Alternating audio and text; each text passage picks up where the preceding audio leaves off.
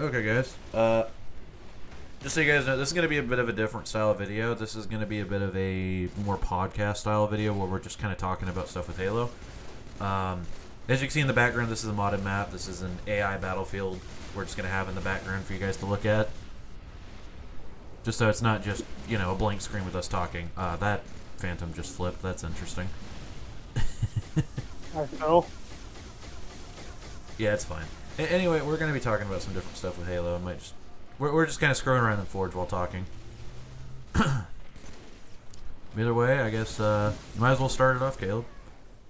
It was you who wanted the concept. I pretty much you're. It's fine. Just keep So it's gonna I got a happen bit a of a couple wild here. times.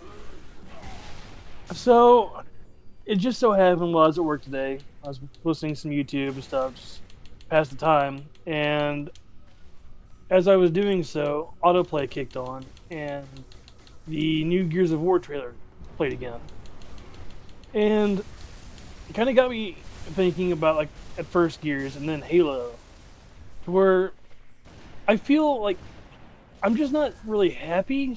Not like a hateful kind of unhappy, but like just thinking about what could have been, and overall just wondering what we could have like had. And it got me really thinking about the 343 trilogy along the lines of like Halo 4, 5, Infinity, Halo Wars, that kind of stuff. Just kind of just wondering for the most part. And so I kind of got the wild hair with me and Hunter of just coming up with what we would have wanted the games to be.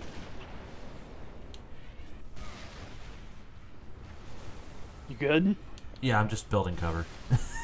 I'm good. I'm just building some cover here so I don't get immediately domed again. But yeah, no, it was. We were thinking a lot about the different trilogies and the different changes with it. Caleb brought up the idea of it, and I was like, hey, why not? Might be fun to talk about. And we can just have this nice set piece. But it's definitely weird, to say the least, to think about, because I don't know about you guys, but I don't think most of you guys are watching our videos because you love Halo 4, 5, and Infinite. I think you watch it because you like seeing the mods with the old games. Well, it's just for me, for the most part, like playing these older games has kind of got me introspective on what we have nowadays. And while I'm not sitting here bitter, I'm still kind of just reminiscing on the different possibilities that we could have had. And I just feel like there's a lot of potential with what 343 has made. I just feel like that potential isn't fully realized.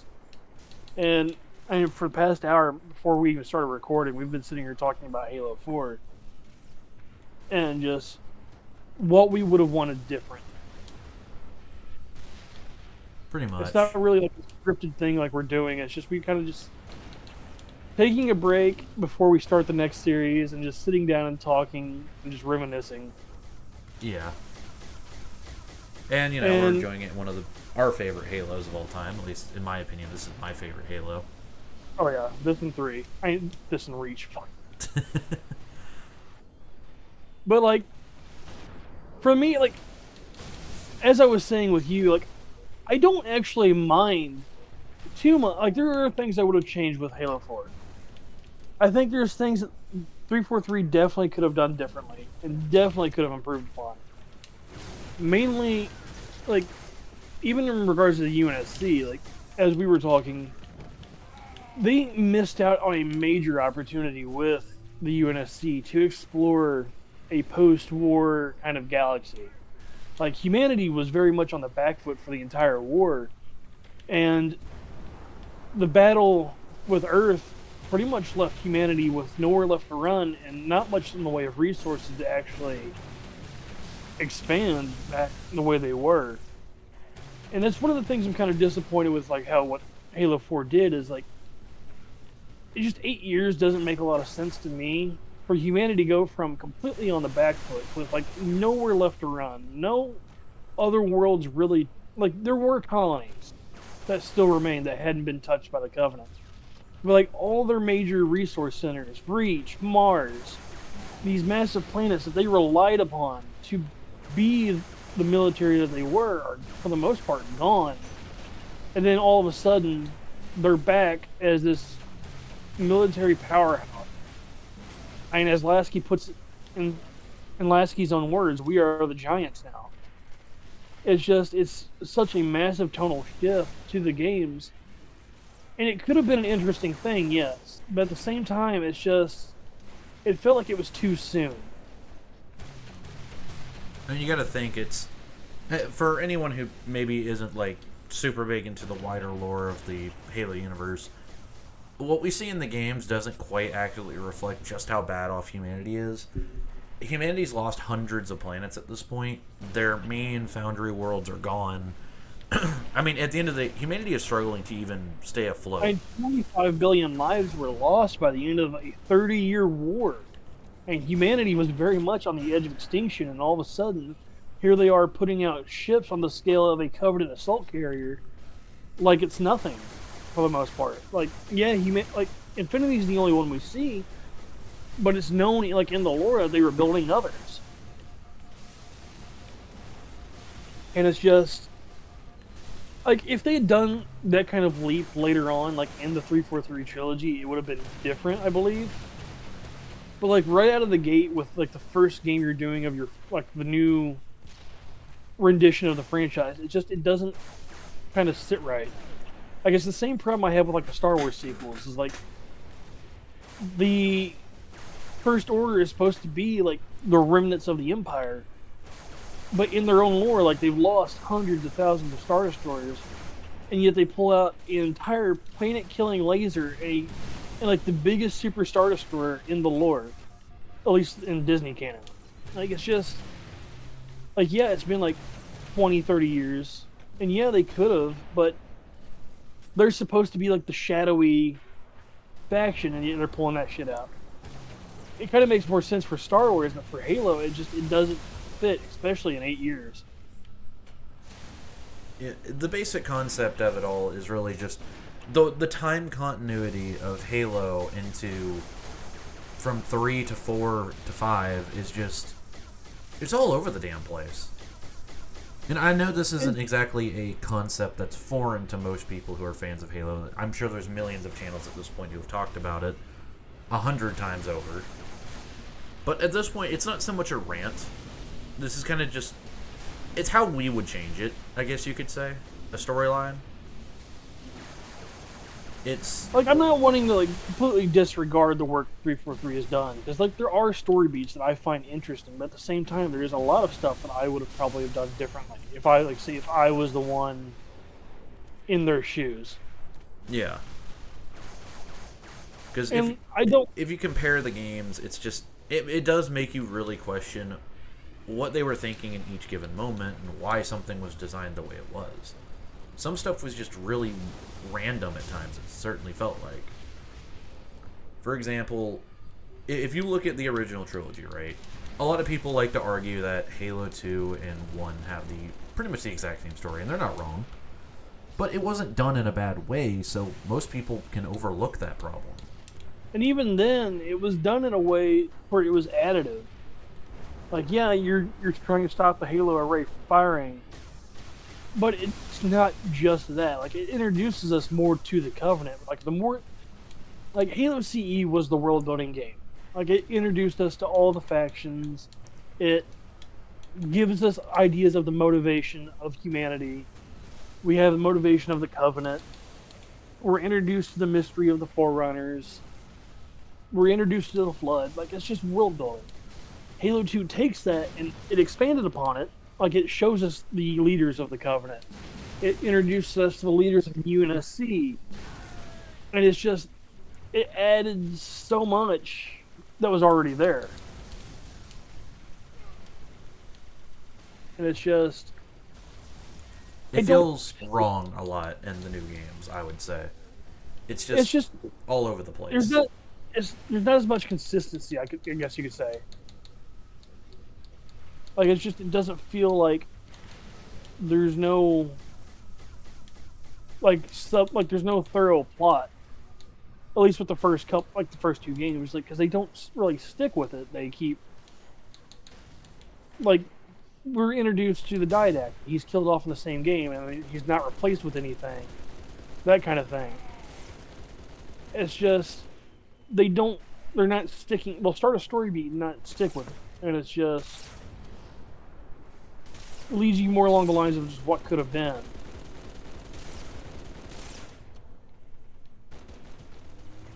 And there's just a lot I would have liked to have seen with the games that we just really didn't see. The games have been... So I'll put it this way to really kind of give a bit more order to what we're talking about here is, if you look through the first three games, there was a definitive start, middle, end. So you had the first game with Halo CE that stood to establish the lore of where everything was. You had an introduction to the kind of world you're in. You had this scenario where there's this unified alien threat that's trying to kill everyone in humanity. You don't entirely know why yet, and that doesn't really get expanded on too much until the next game. But you still have the understanding that these guys are bad and they want to kill you for some reason. Then there's this giant ring weapon of some kind that's trying to kill everyone. Then you get into the second game after stopping that threat and nearly losing everybody, only to find out that the last bastion of humanity of Earth has now been discovered and is now the front line of the war. And it's the end-all be-all for humanity at this point. Like immediately in the second game, you're pretty much in the end game. You're seeing the conclusion of a 30-year war, and you feel that weight to it. Like there is, like you can feel the stakes. Like for us, human beings, we can relate. Earth is our home. It's the only home we've ever known. So we can understand more along the lines of, if we lose Earth, we lose everything. Like that's just innate human nature. I mean, it's the basis of a lot of modern sci-fis. What if we lose our planet? So immediately in the second game, like we're at the highest stakes that we could be in the franchise. Like they are at Earth. They are going to wipe us out. And it's just, it feels like the stakes keep going in a good way.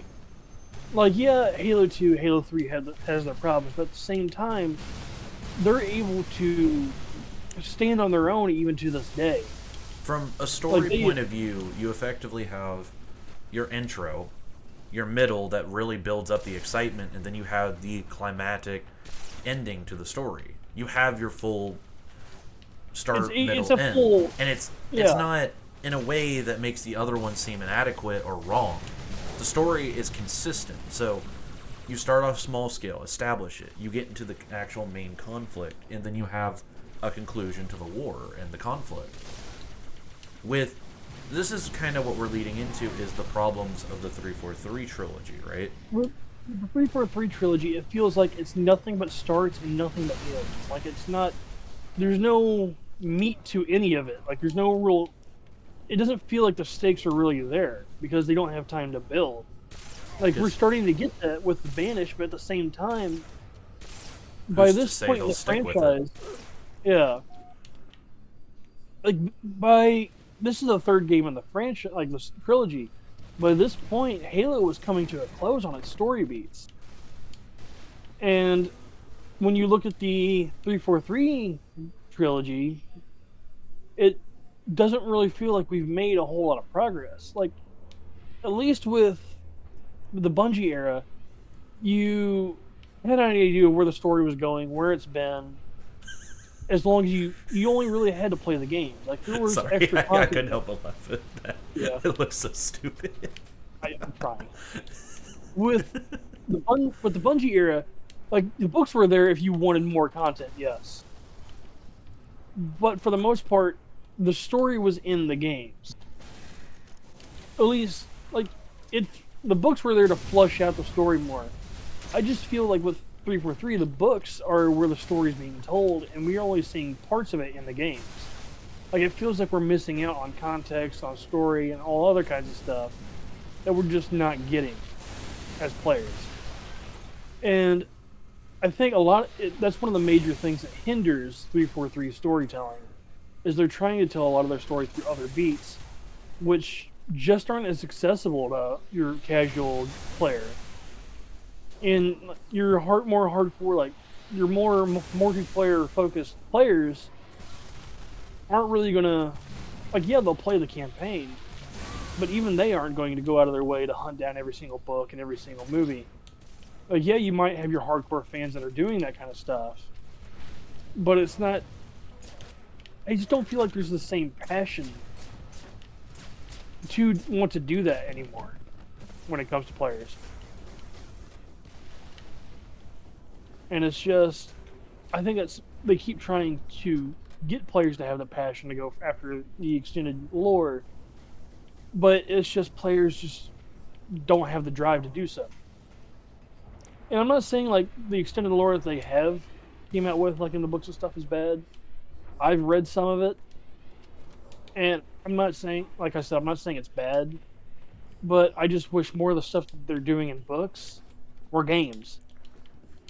Like Yeah. that's it's I'll just use the description I used earlier when we were talking about this, like Caleb said. I would describe the original trilogy, right, as a story process, as interest and information, right? So on the bottom you have interest, on the top, on the like the y-axis up and down, you have your interest versus information. As you get more information, it continues like a linear chart, so it's going diagonally up. With the 343 version of it, you effectively have a scatter chart. So you have these dots all over the place, but none of them string together in a coherent way that really tells you anything. Do what? I have no idea why it ended. Probably a timer thing. I'm sure it's fine. But what it ends up going to is that you have this process of storylines that just don't have a cohesive process. So with Halo 4, we got established with this new enemy in the creation of the new Forerunner enemies in the Didact, but you just killed the original mystery of the first trilogy because no one really knew anything about the Forerunners. We were just given them, and we were always interested in them, but at the same time, I don't think we all truly wanted that 100% definitive answer. Like I really love the way that Bungie did the Forerunners, and I'm not.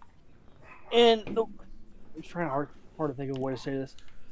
The way is like I was telling you, the way they did the reveals when it came to the Foreigners, like we would take 2 steps forward to unraveling the mystery, but for every 2 steps forward that we unraveled, there was 5 steps more that were revealed that we had no idea what it meant or what the context was. It was just more mystery overall, and it's just I feel more and more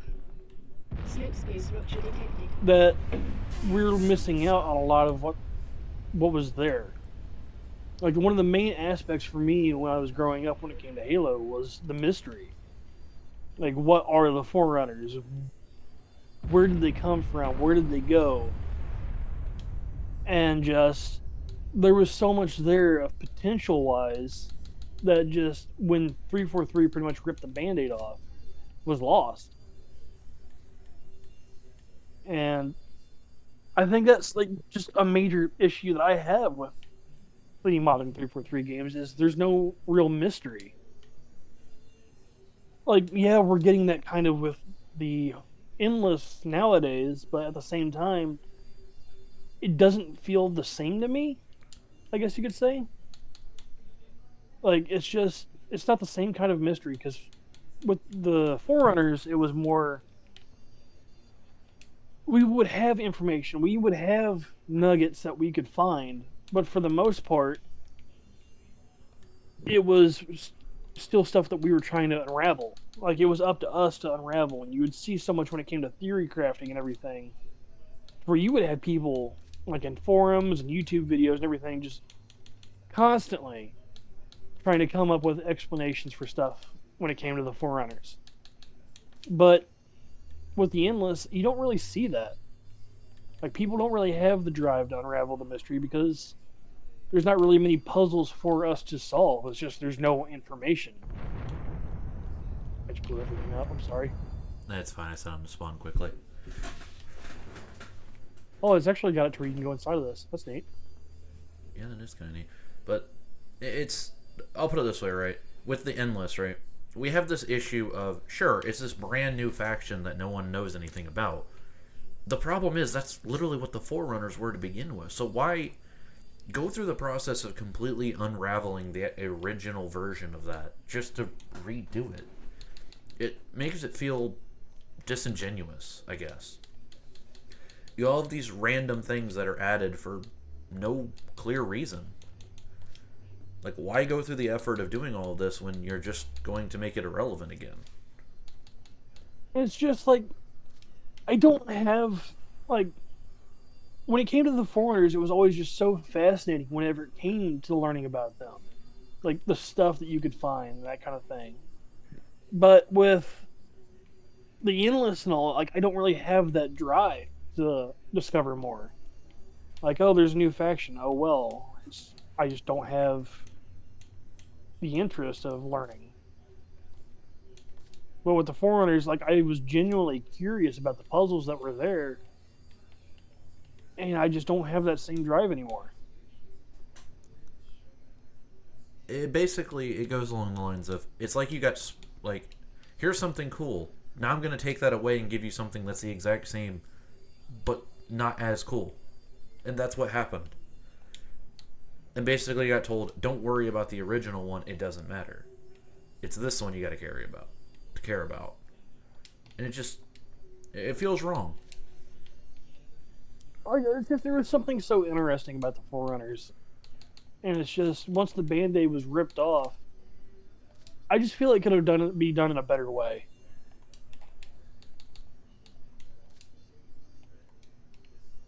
It's just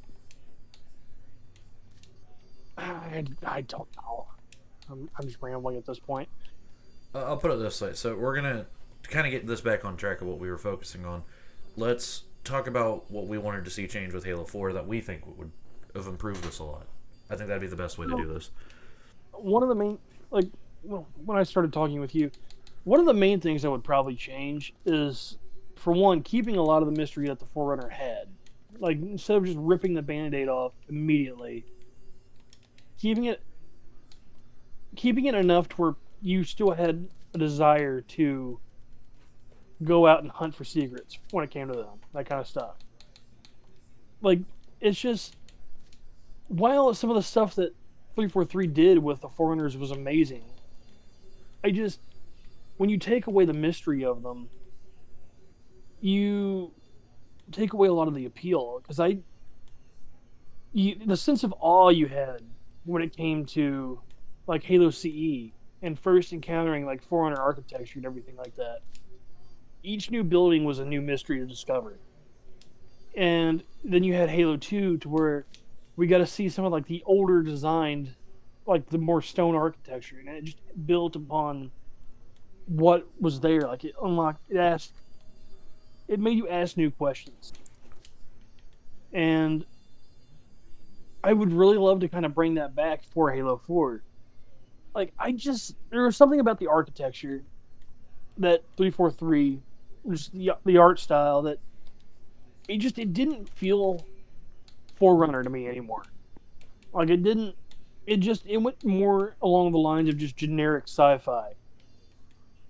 And I would definitely, for one, change that to where, to do like how Halo Infinite did and bring it more back in line with the traditional architecture for one. And I would definitely probably do a different storyline with the Didact. It's just, for Halo 4, he was literally just a villain of the week.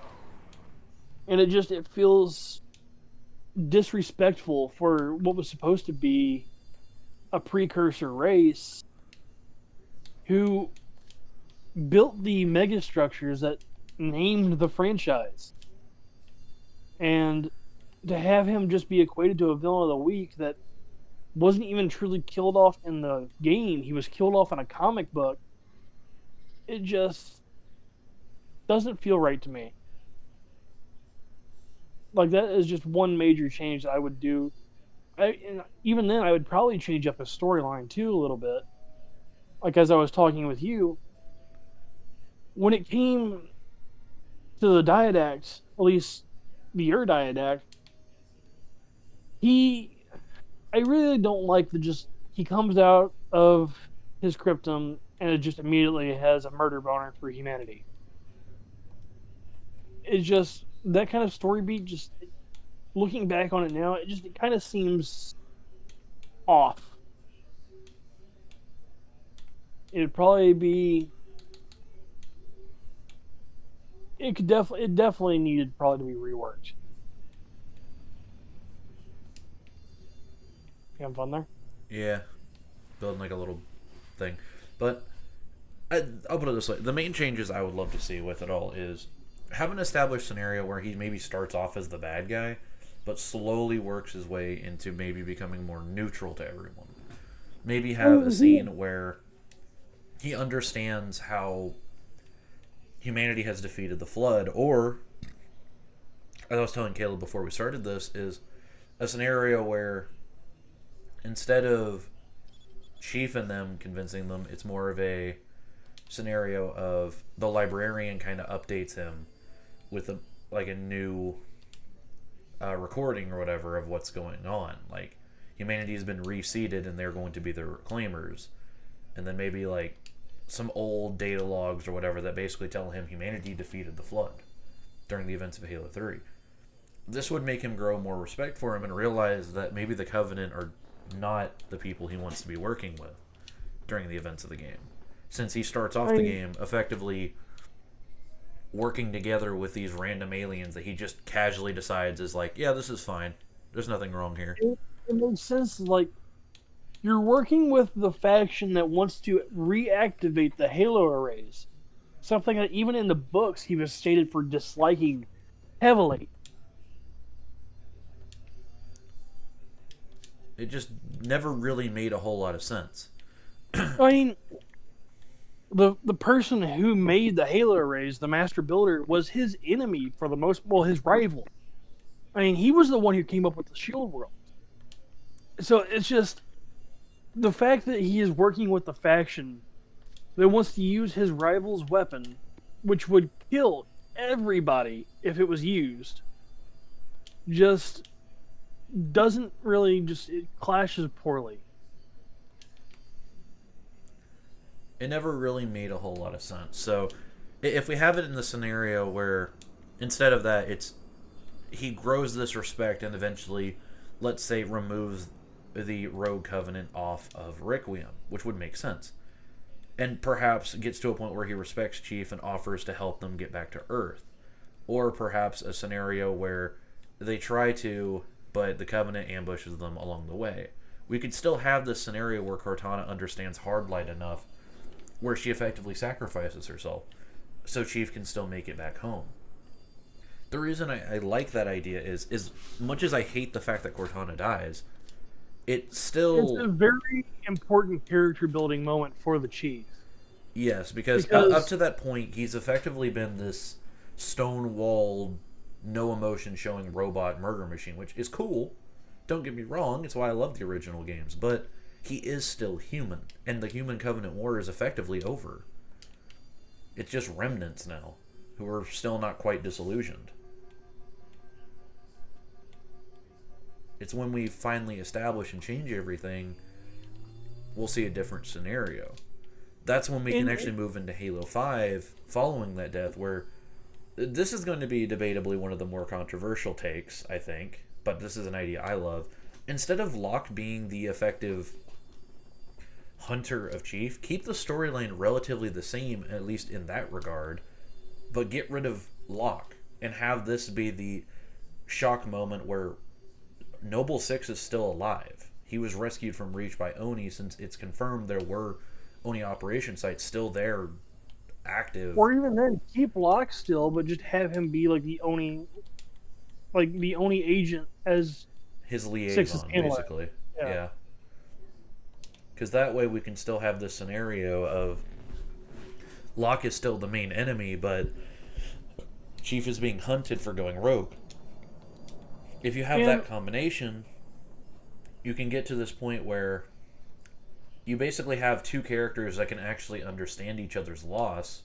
Because up to that point, Six is still likely grappling with the losses of everyone during the events of Reach, and probably more. No one can really understate how much that would suck for Six. He's watched his entire squad die, some of which being people he trained with. Comparable to how Linda or Frederick and them are for Chief. If anyone could understand the pain that Chief would be in following the death of Cortana, it would be Six. No I one mean, else would be able to. like I was talking with you, is like Cortana is such a good blow to the Chief's character because she's the only one that's still alive that's been with him through the events of all three games.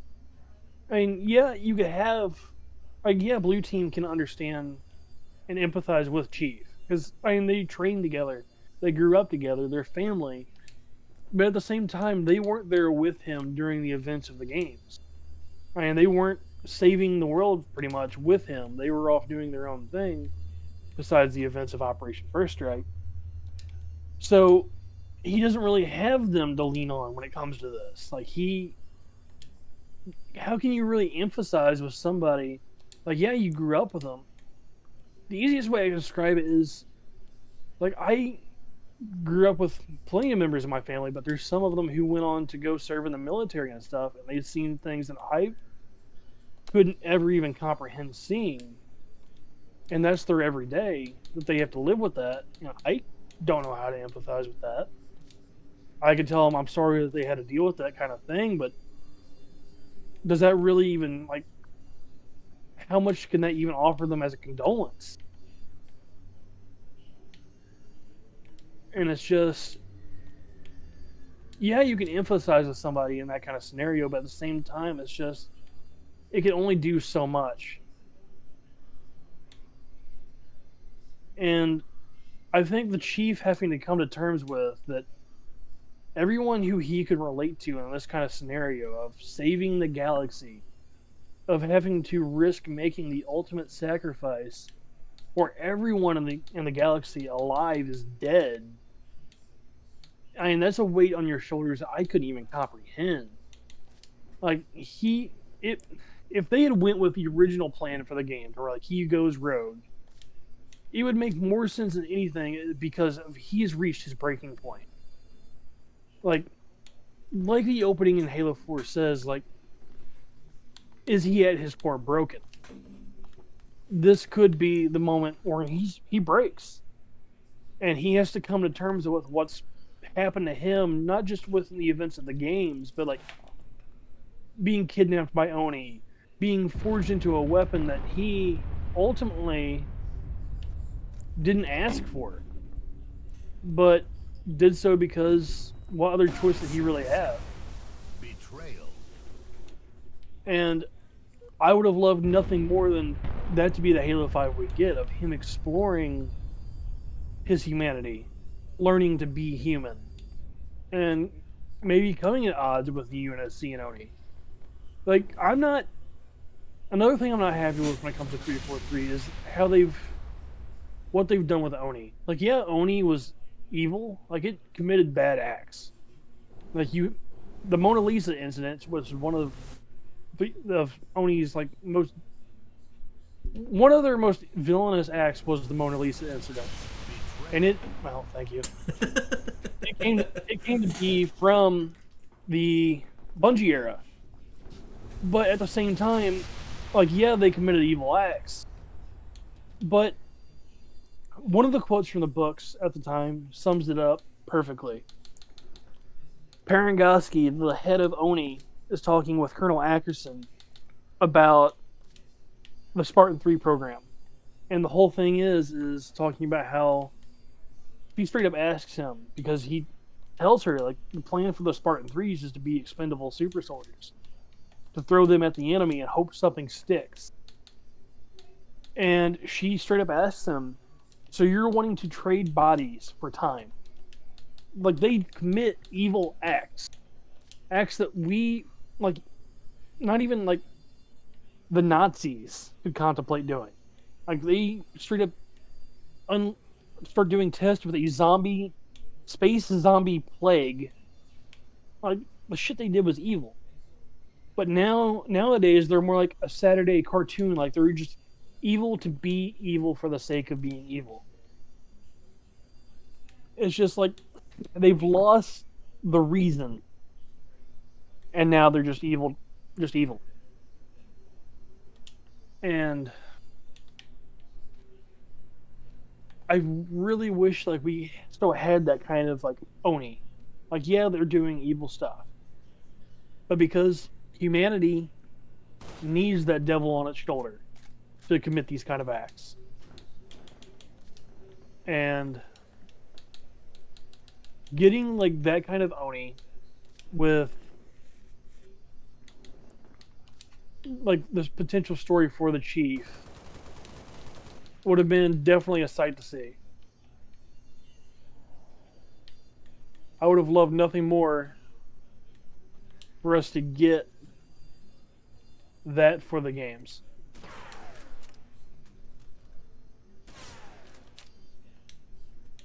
You're so proud of yourself, aren't you? Problem? Betrayal. Oh, you bastard.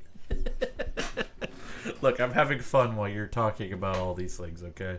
I'm letting you get your words out while I'm just building stuff, alright? Well, I made a you're pretty not base over here, okay? I kind of want someone to bounce words back at me, so I'm not. Well, I was letting you finish what you're saying. I was trying not to interrupt. But no, I get what you mean. It's a lot of these different scenarios where you have a development of different factions in the Halo universe, where Oni is effectively sitting in this state where originally they were meant to be this more neutral, good-leaning faction where they do bad things because they have to, not because they were they more want to. To use the D&D scenario, they were lawful evil. Yeah.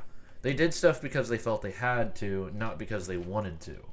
They weren't evil for the sake of being evil. They were evil because they felt that was the only way they could win the war. So like they were literally their whole it was premise a choice as necessary. giving bodies time. Like they didn't want to have to do all the cruel things they did, but if it was the way they'd win the war in the end, it was worth it. And they like another one of my favorite scenes involving Oni from the books is like they are literally having a like this is from the same scene I believe, and they're literally talking about how they themselves are more deserving hell than anybody in the galaxy, and they're accepting of that as long as humanity can survive. They don't care if they damn themselves. They just want there to be a humanity to damn them.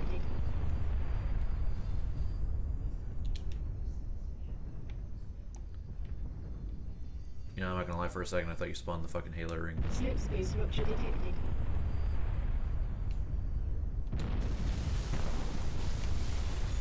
That's fucked up. I'm reading a perfect little line. Slip But space rupture detected. if the stories would have followed a more realistic scenario, I guess at the end of the day, the main issue you could really tie it down to is the fact that the way 343 does their writing is a massive shift from the way Bungie did their writing. And it's a shame because on one storyline, you had a lot of mystery, a lot of wonder about what's going on, but also a sense of dread knowing that everything could still go to hell very rapidly. There was never this guaranteed victory scenario where, because at the end of the day, in their version of victory, it's basically just, we're alive and the Covenant aren't killing us anymore. It was victory. It just, for me, it feels like It was nowadays. horror at It feels like times. nowadays when it comes to like where we are with Halo as a whole is we've lost that sense of like when it came to the older games, it was that sense of like indomitable human spirit. Like it was just humanity surviving through sheer force of will. And I recently saw a video essay that sums it up perfectly. We were losing, but we were losing on our terms.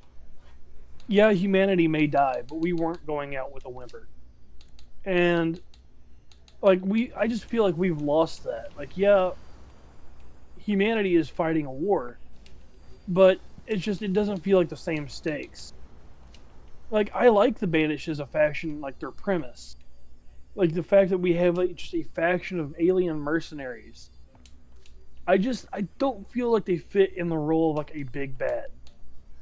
Yeah, I could agree with that. Like I would have preferred, like maybe. I'm trying to think if I describe this. I really, for one, for like Halo 4, I really wish like the Storm Covenant was reworked. Like, like they make sense in universe in the sense that like you've taken pretty much this fanatic cult and you've revealed to them that their entire religion was a lie. When you have that kind of fanaticism, one of two things is going to happen when the truth comes out. Either they're going to lose their faith, or they're going to double down. And And I we've seen mean, the opposite. Like I with mean, the Tartarus. band, yeah. We've seen the exact both scenarios now. Which, I mean, I I yeah, like we the have, Banished. I do. But I just I it agree doesn't with you. feel They don't need to be the main bad. They're just not good for it, I think.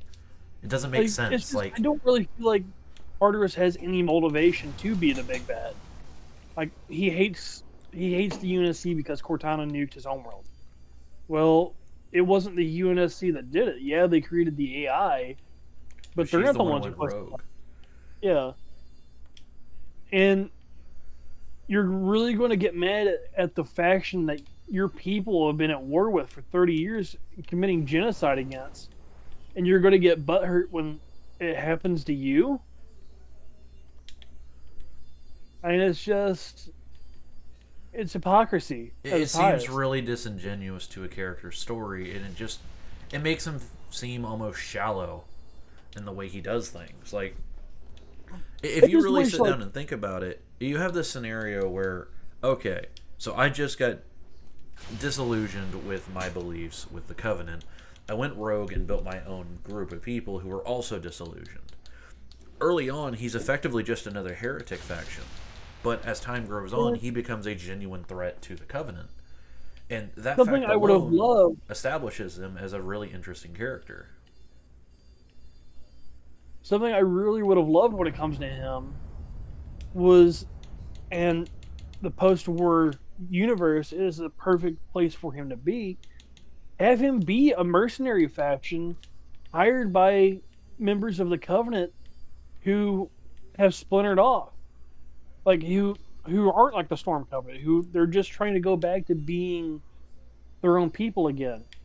They've been a part of the Covenant for so long, they don't know really how to defend themselves because they relied on the Covenant to do so. They don't know how to be farmers. They just know war. So having these mercenaries to protect you while you try to discover who you are as a species would be pretty neat.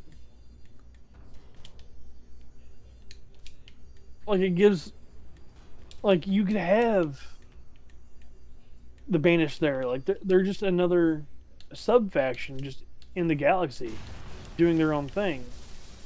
I just wish we got to see more of the galaxy coming out of the war instead of just jumping straight into more war. Honestly, what they should have done with the story is they could have established, like you're talking about with the fact that they're mercenaries, they could have simply gone the route of, we have this mercenary faction and they're being hired by different insurgency factions or other colonies who don't want to be a part of the UNSC to actively attack UNSC ships. Raids, that sort of thing. That would have actually at Like, least established a reason for the Banished to even fight humanity to begin with. and not have it be like, oh, we're going to destroy Earth again, because then it's just a matter of fact of you're just repeating So, story beats from the previous game. they literally, because if you really boil it down, right now with the current 343 era of stuff, they have created this exact copy. They, like, I'll put it this way: you guys ever heard of the term of, "Can I copy your homework?" Sure, just don't make it look the same. That is literally the epitome of 343's design with Bungie stuff. They got rid of the Forerunners. We now have the Endless. They got rid of the Covenant. Now we have the Banished. They're the same things, just reskinned, but do the same purpose. And it's not in a good way. Don't get me wrong. I get long stories need to have a rehash of different characters. They need to have new conflicts, new issues, new reasons to continue the story. I understand that.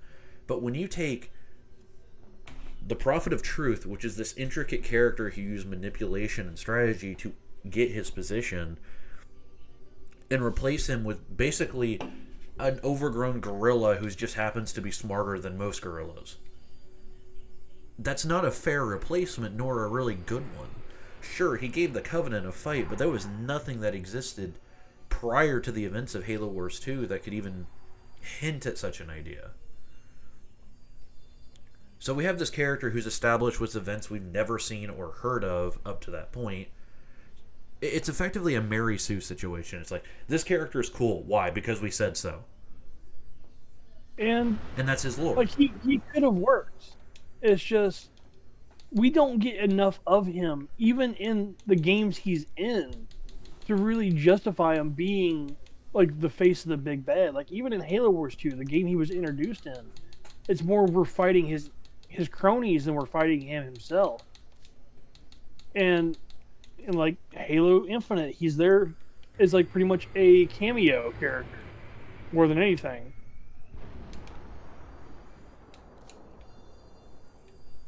And it's strange because we get this character who's supposed to be this big bad threat, and if you think about it, we only see him in the intro cutscene of Halo Wars 2. We get a bunch of random talking moments throughout the game where he's talking shit to Cutter and all of them. And then we get the scene at the end of the game where he has this massive army after he just broke a table. Then we get to Halo Infinite, which is this is the game where, okay, the Banished are introduced, they're the big bad, and we start the game with Chief getting his ass kicked by Atriox, and then we never see him again until the end of the game where he kills Cortana. The big bad shows up a total of 4 times in both games he's in. Like I can't explain how wrong that is.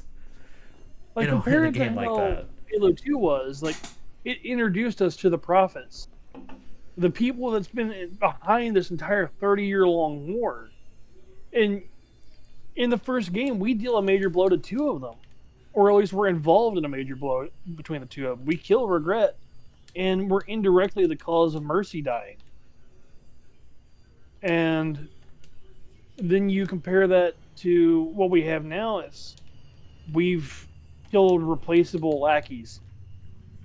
We've not dealt a major blow to him. Like, yeah, his homeworld was destroyed, but so what? It doesn't really seem like it's really affected him. It's just pissed him off. So, for people who don't know about that part of the lore, Doisak, the planet that is blown up by Cortana to strike a blow, quote-unquote, towards Atriox, is an apocalypse world. There's basically nothing there worth a damn anyway.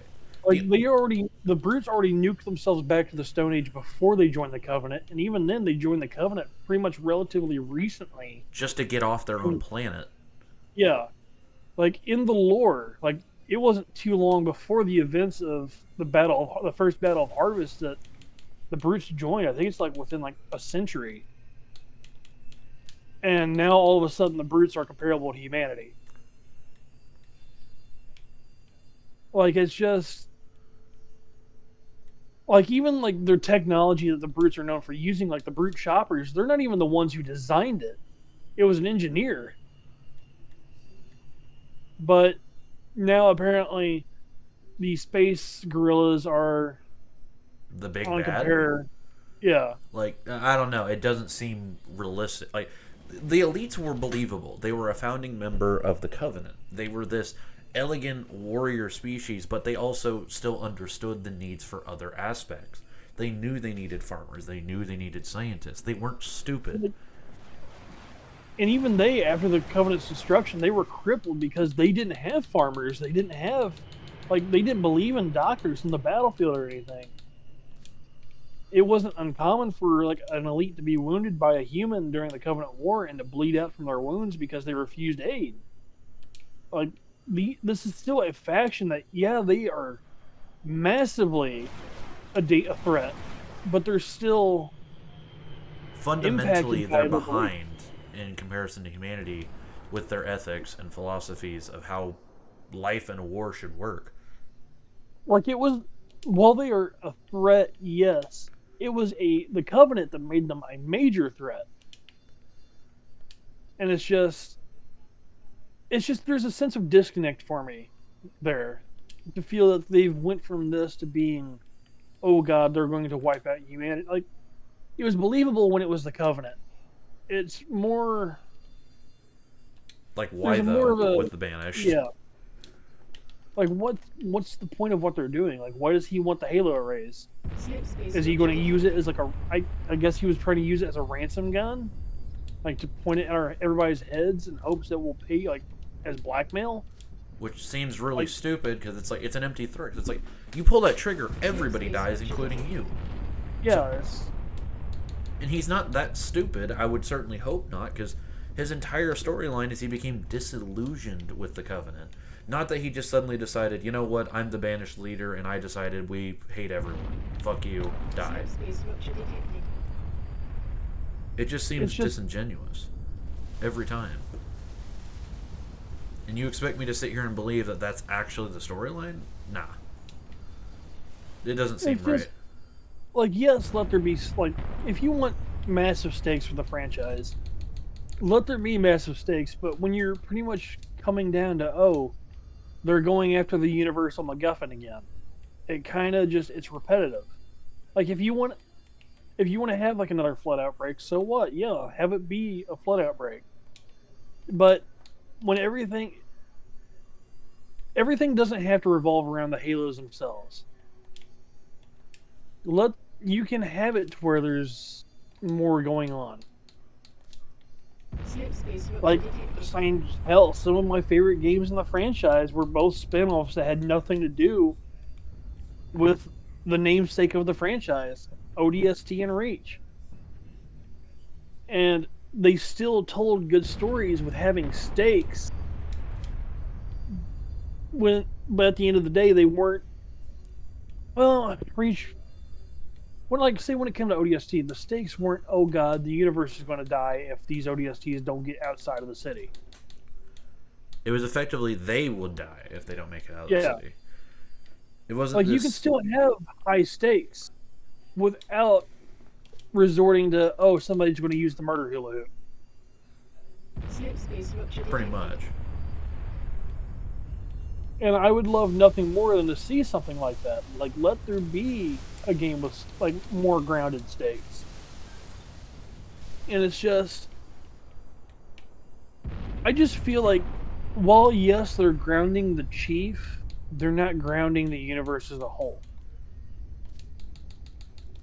Like it's just the sense of purpose for the franchise just doesn't feel like it's there.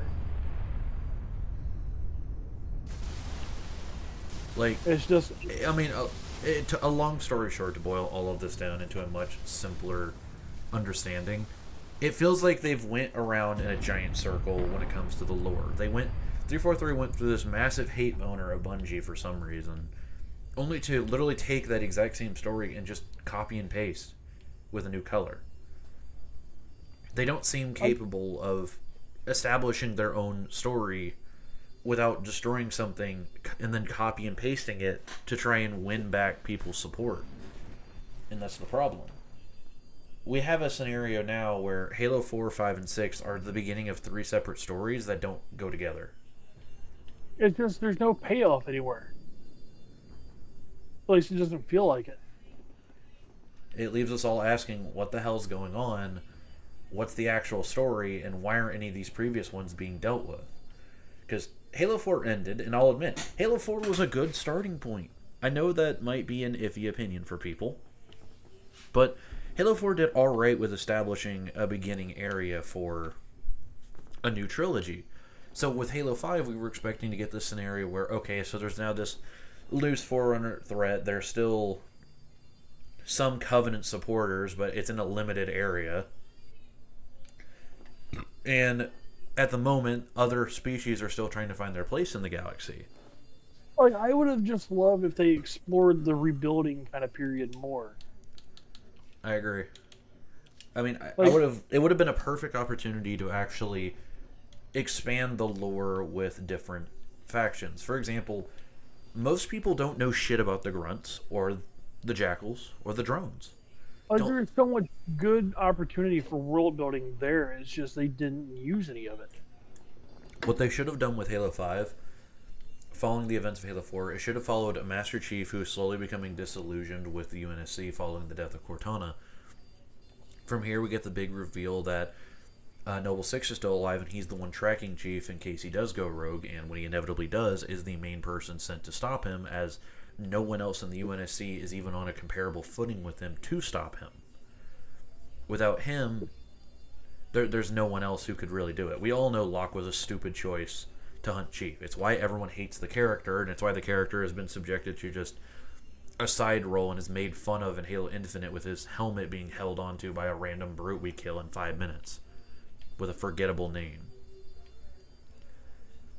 It's the main issue. What we should have done is had it in a scenario where Chief is running mission after mission, like he did at the start of Halo 5, clearing out rebel forces of Covenant or dealing with maybe insurgencies, stuff like that. And we can have these different scenarios where you're still fighting Covenant enemies, but they're mercenaries. You could have the Banished show up in that way. Or you could even have it where it's just the Jackal Pirates, for example. Yeah. Different things like that. All these different scenarios that could have established a much more interesting story. And you could have used this as a reason why the UNSC is pissed at Chief. You could say he starts a intergalactic conflict because maybe he thinks a group is a bunch of rebels when in reality it wasn't. Maybe it was a group of diplomats from one of the alien races, and Chief just kills all of them. In that scenario, it's more believable why something's going on, and you could say this is a fabricated story by Oni if you really wanted to go that route, since that's what 343 already did. You could very well have it be where Oni is the new enemy. Because at least that way it's a more believable scenario instead of just bad for no reason. It could be a scenario where they're trying to stop the other races from building back up to be a threat to humanity again by sparking these conflicts. That's something that they were doing in like the original. I don't know if it's still the case, but like originally that was part of what was happening behind the scenes. Is you had Oni trying to weaken the other races so they couldn't ever really come back. And like I said, I don't know if that's still the case, but it definitely would have been like an interesting scenario. Because you could very well have, like, say, like, Lord Hood or somebody who doesn't know about what Oni's doing get mad at them, and you have the potential for a UNSC civil war. Like, there's so much potential there for an interesting idea, but it's the matter of grasping that idea. And to be fair, I don't think all of this blame can be immediately thrown at 343 because 343 had very, and I mean very big shoes to fill. I don't think this is anything that anyone's understating. After the events of Halo 3 and Reach, there was so many options they could have gone through, but they had to come out swinging with something good. I still think Halo 4 was an alright start to it, but unfortunately the gameplay and the way the game was styled just didn't hit home for most fans. At the end of the day, the multiplayer and gameplay felt more like a Call of Duty ripoff than anything. I don't think anyone's really denying that. Sure, it was still fun, but it wasn't Halo. Then we got Halo 5, which just took that exact problem and turned it up to 11. Now you have all these random mobility things and these rec packs, microtransactions. Like, really? That's the route you go? And that's one of the major issues that you see nowadays with the franchise. Is like, it seems more and more like they're following they're trying to follow trends more than they're trying to find their own identity. I mean, that's what you could always see with Bungie trying to do when it came to Halo, is they found their own identity and they stuck with it. I mean, the identity of Halo feels like Halo, like all across Halo 1, 2, and 3. It feels like its own franchise. It doesn't feel like it's trying to copy any other. Like, yeah, you can make the argument, like, you feel like traces of, like, say, Doom or something like that in Halo 1. But even then, by Halo 2 and 3, Halo had its own personality. And I don't feel that when it comes to... Like, it feels like it's trying to follow a trend. Like, Halo Infinite is the closest they've come recently to Halo. And even then, it doesn't feel enough. Like the fact that we had to wait for years to even get Forge for Halo Infinite, that it doesn't have the staples of couch co-op and like for me, when I think of Halo, I remember being a kid, getting off of high school, and the first thing I want to do is come home and play custom games. It's just hanging out with friends, playing Fat Kid or Race or Cops and Robbers, that kind of stuff, and just having fun with friends. And I just don't feel that social aspect, you bastard. I don't feel that social aspect from Halo anymore. Like, you don't even have voice chat in Halo anymore. And Which is just that was criminal, by the way. That is yeah. the disrespect of Halo Infinite cannot be understated. I mean, we have it's the only Halo that doesn't have you can't sit down with your friend and just play on a couch. I get for a lot of people that is very much not a big deal. Hell, for me, it really doesn't affect me anymore. I don't have anyone that lives close by where that would be an issue anyway. But the fact of the matter is that that is one of the original statements of Halo that made it so good.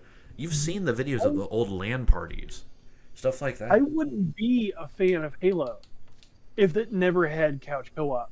It was my uncle who introduced me to the first two games.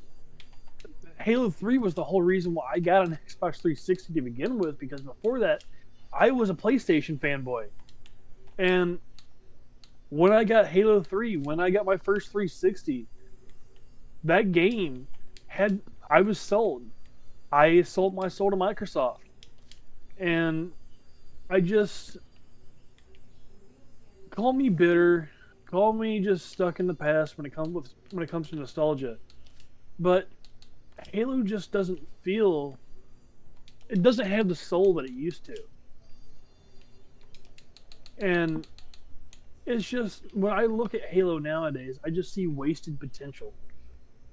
Like there is so much that 343 that they could do that can be fun and creative, but they just don't do it. And it just every time it falls short. Like Bungie wasn't afraid of being like I know we keep doing this. We keep saying, "Oh, but Bungie did this better. Bungie did this better." But the fact of the matter is they weren't afraid to take risks and be creative. I mean, Halo Wars was such a massive shot in the dark, and it became one of the most successful spin-offs in the entire series. Well, And then to be honest, I will say the first Halo Wars wasn't that successful because the initial company that developed it did go under. but it's such a fondly remembered game. And that I will agree with.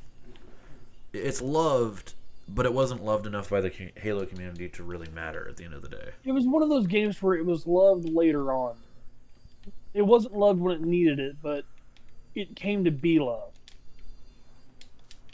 And like what I'm saying though is like they've lost the risk of trying to find something creative and trying to do their own thing. Like it was a risk to give us something like ODST, but it's a beloved game. It's also how we got They- Firefight. Yeah, and then Halo Reach, that was another. Like, yeah, it was them effectively going back to the past and kind of giving us our closure. But at the same time, they weren't afraid to do these amazing spin-off games. And really, all that 343 has given us for spin-offs is the Spartan Assault games that nobody really plays anymore. I mean, honestly, I think I played the first one. I don't think I ever played the second one. I'm pretty sure I'm the same. Like, the thing is when they take risks, we give them feedback, and then they just stop taking the risk.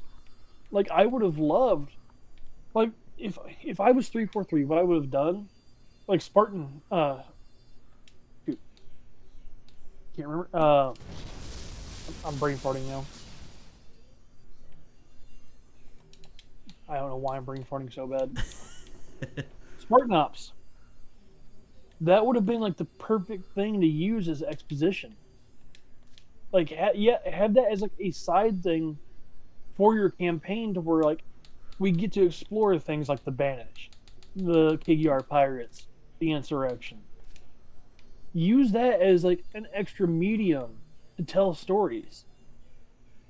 And after Halo 4, they just didn't. I mean, we effectively got 2 campaigns in one game, and they've not done anything like it since. Like, I may be an odd duck, but I actually did enjoy Spartan Ops. It was a neat little thing for the time, and I would have loved to have seen something more like it in the later games.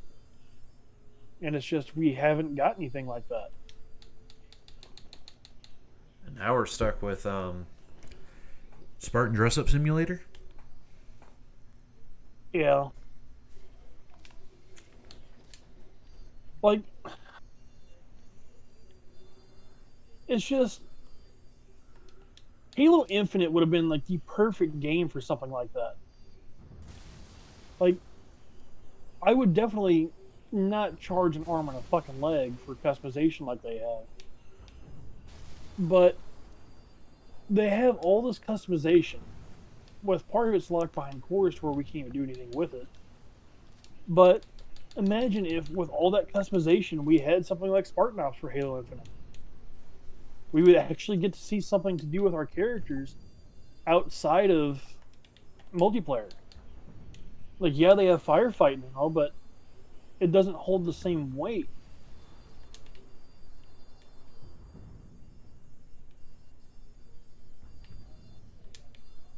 And it would be neat to have something like that for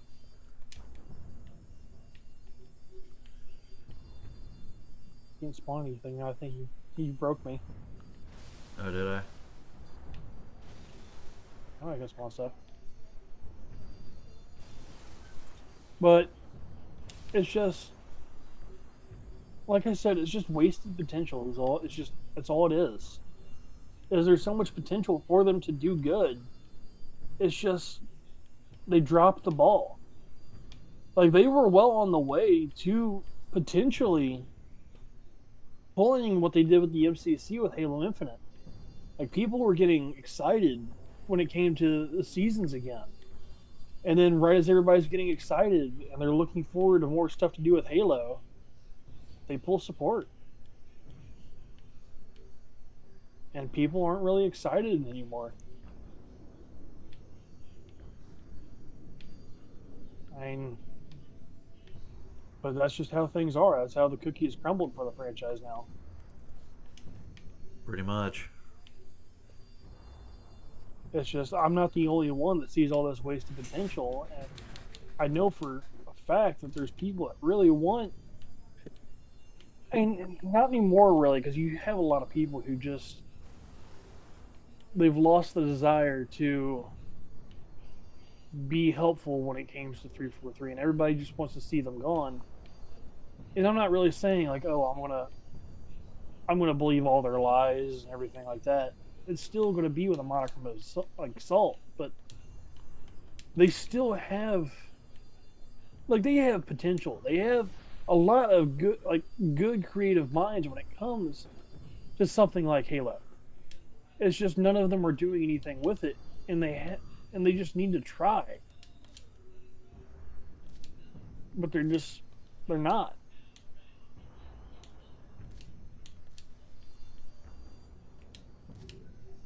I think that's the most disappointing thing about the whole situation. It just leaves us in this awkward spot where we don't really know what's going to happen with the series. We don't know where things are going to be from this point on. I mean, it's the same thing as all the major IPs right now. They're all on life support, and we don't know if they're going to survive to see the end. It's like Borderlands right now. A lot of people believe that the 4th game is going to be the make or break it moment. Because God knows the movie didn't do too hot. That's true. I think, long story short, because this is starting to drag on past an hour for us to really get this finalized, I guess.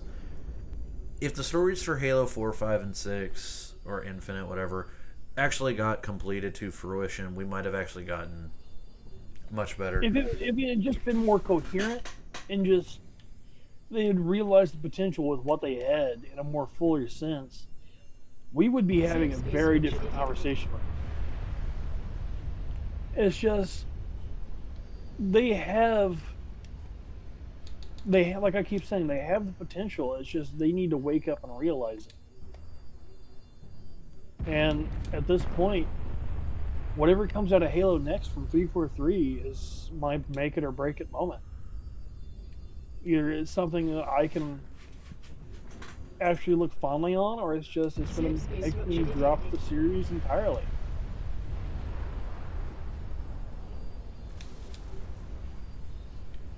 And I feel like when it comes to a lot of IPs nowadays, that's just how it is. Borderlands, Star Wars, Halo. And it's just when it comes to entertainment period nowadays, people are just getting tired. We're missing the soul that these things had in our childhood. We're missing what we can look back on with fondness that we're just not getting anymore. It used to be with these franchises that we grew up with.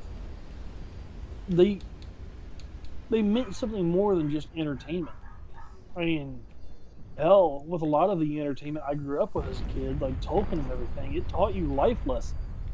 And I'm not saying like Halo was something like that, but at the same time, it still did have things you could take from and learn.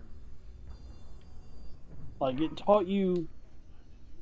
I mean, you can learn things like sacrifice from it, what it meant to be human, and it's just We're at this point now where a lot of the games, and this might just be the downside of getting older, a lot of the games we grew up with are not as good as they used to be. The new stories and the new processes they do with them are just, they're not the same. They feel lifeless at times. They don't feel like they're established to be good stories anymore. it feels like they're just there to be. They're there for the money. It's just the corporatism of what we love.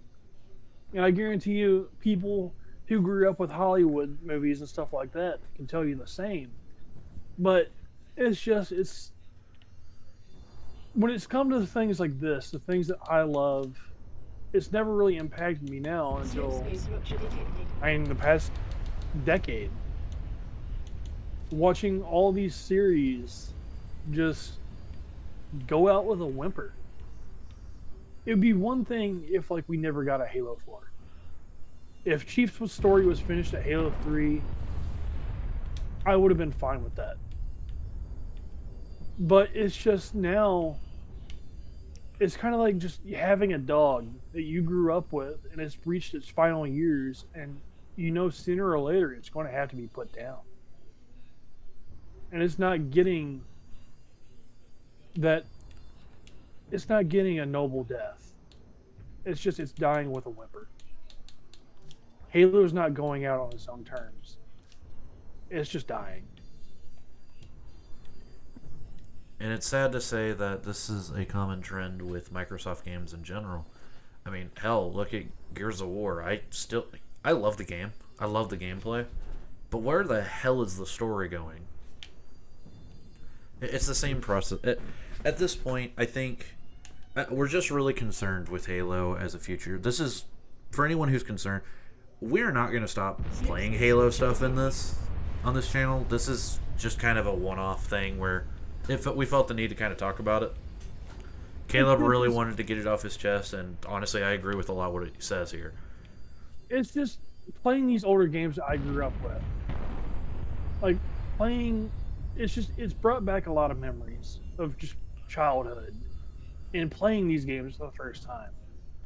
And seeing, and like with it being Gamescom time and stuff like that, and seeing all these new games come out and having older franchises mentioned and situations like that, it's just looking back and looking forward at the same time. I'm disappointed. There's no easier way to put it. It's just disappointment.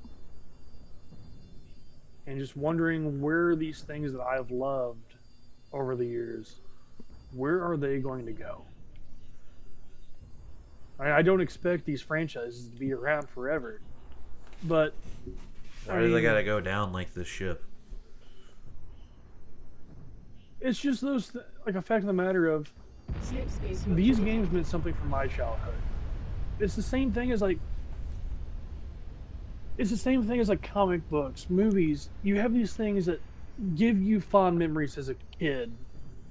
I would love it in time when I have my own children for them to have something like this that they love too. And I would much love it to be the same things that I loved. Like some of these franchises could be generational things like Star Wars, but it's just they're letting them die out. They just don't care anymore. It's just all about the money and not about what they're creating. Slip space rupture detected. It's such a shame to see a lot of these franchises go out in such a way. Like I keep saying, they're dying ignoble deaths. It's just whimper after whimper. And honestly, at this point, I think this is where we should end it. I know it's not on a happy note, but I'll leave it like this. I think will be the best way to end this off. A lot of these random builds you guys have been seeing me do in the background aren't just me filling the time between Caleb. I made this as kind of a symbol, so to speak. The ship here, burning, dying, this is what I would call the Halo fandom right now. This is where we're at. We're burning and going down with the ship. Slip space rupture. This is what 343 is doing to the entire game community right now. This is everything that's happening right now to the series we have grown up with. But my belief is that there is hope on the horizon. That is why this is here. I believe there is still a future for the series. And it can be saved. I don't know if that's in 343's hands, but I think this is a good symbol for all of gaming, to be completely honest with you. Because what we're seeing right now is a similar scenario. I do think gaming is going to improve. I think most of the series we all grew up and loved will get better with time. But it's time. It takes a while. Eventually we will get to that point. But until then, this is what we're left with. But with that, I hope you guys enjoyed our rant and chaotic, I guess I'll call this a podcast, for lack of a better term. Anyone wondering, we are planning to do other series. We are planning to do other. We're ready to jump off from here. We can't decide which game to play next, but we're probably going to end up recording something else today. Yeah. And at least getting started. We're going to start, the goal right now, I'll just give you guys a hint, is what we want to kind of do, so that way we're not overwhelming ourselves, is have 2 ongoing series. We will have a more serious note and a more chaotic one, I guess, for lack of a better term. Similar to how we did with the Havoc mod and the Curse mod. We're probably going to do something similar to that dynamic. It's just finalizing what we want to do for it. But we'll see. With that, I think I'm going to end this here. I hope you guys enjoyed this little background image of a scenery we've created while we were talking. And we'll catch you guys in the next one. Bye-bye.